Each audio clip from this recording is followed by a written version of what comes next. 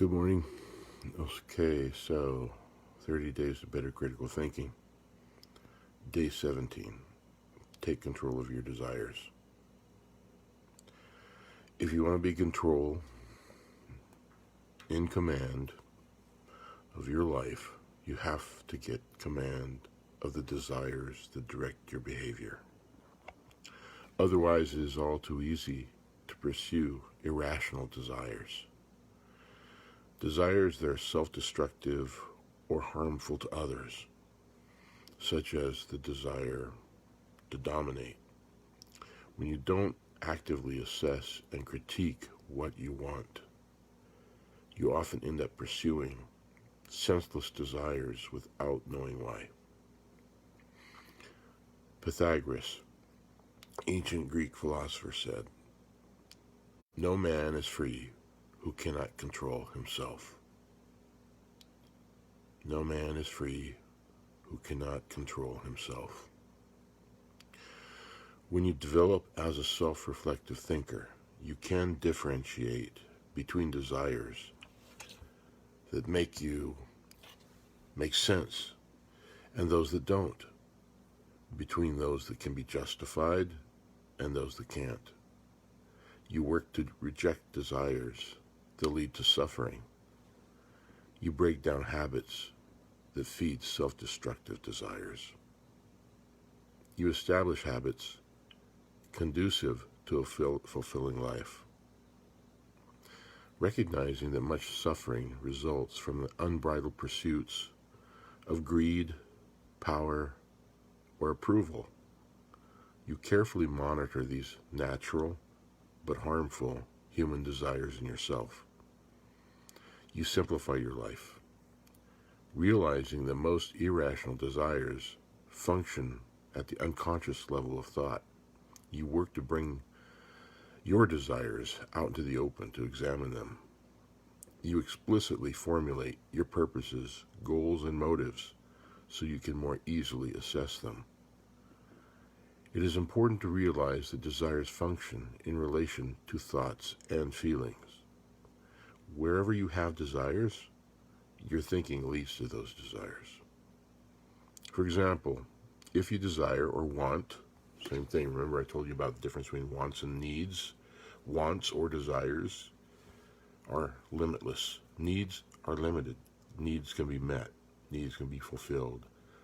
But wants will always continue to grow. You have this thing, you want something else. You always want something bigger, more, whatever. But needs can be fulfilled, right? So whenever you have desires, your thinking leads to those desires. It's like being an addict in some ways. You experience feelings when you act on those desires. For example, if you desire or want to move to a different job, you think that the job will be better than your current job in one or more ways. That's the old grass is always greener on the other side of the fence. Or somebody who has relationships, multiple, because as soon as they get in one, they want something, but someone different, someone better, whatever. It always never ends. When you begin working at the new job, you then feel some emotions as a result. For example, you feel satisfaction or dissatisfaction, either fulfillment or frustration. If you feel dissatisfied, you might be driven to rethink your decision. You might try to go back to your old job. And so it goes. Thus, each of the mind's three functions, thoughts, feelings, and emotions, continually interact and influence one another. Critical thinkers understand the relationship between thoughts, feelings, and emotions, or desires. They routinely assess these desires guiding their behavior. They analyze the thinking that gives rise to these desires. Let's see what this says. Okay. Be on the lookout for desires today, your wants, the things you always want, your desires, and the desires of others. Notice how often people pursue irrational desires. Things they can't have, things that aren't good for them, things that aren't good for anybody. Identify which of your desires you can admit and which you try to hide, sometimes even from yourself. Notice how often people try to justify self-serving desires. That's rationalization, right? Well, I only want this because of blah, blah, blah, an excuse.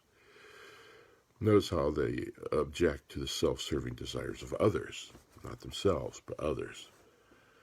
Look closely at the implication of desires in your life. Every pursuit has its price. Notice how the pursuit of wealth, power, status, and celebrity impacts the quality of life for you and others. Much suffering and injustice result from them. You can never be a reasonable or just person if you are subservient to selfish or irrational desires. Strategies for controlling your desires. Recognize that every action you take is driven by your purpose or desire. Make a list of every behavior you engage in that leads to humiliation, pain, or suffering, or that is dysfunctional in some other way to yourself or others. For every behavior on your list, write a detailed explanation of why you engage in this behavior. Question each explanation. What motivates you? You might have to do some digging here because your egocentric mind tries to convince you that you have no irrational desires. A lot of people today will rationalize that everything's totally fine because they want what they want, but it ends up biting them in the butt. Think through the implications of each behavior you just listed. Detail in writing what happens or what might happen as a result of each behavior. Be as specific as possible. Again, don't hide from the truth. You don't have to tell everybody the truth about yourself, but you have to admit it to yourself. You can't deceive yourself.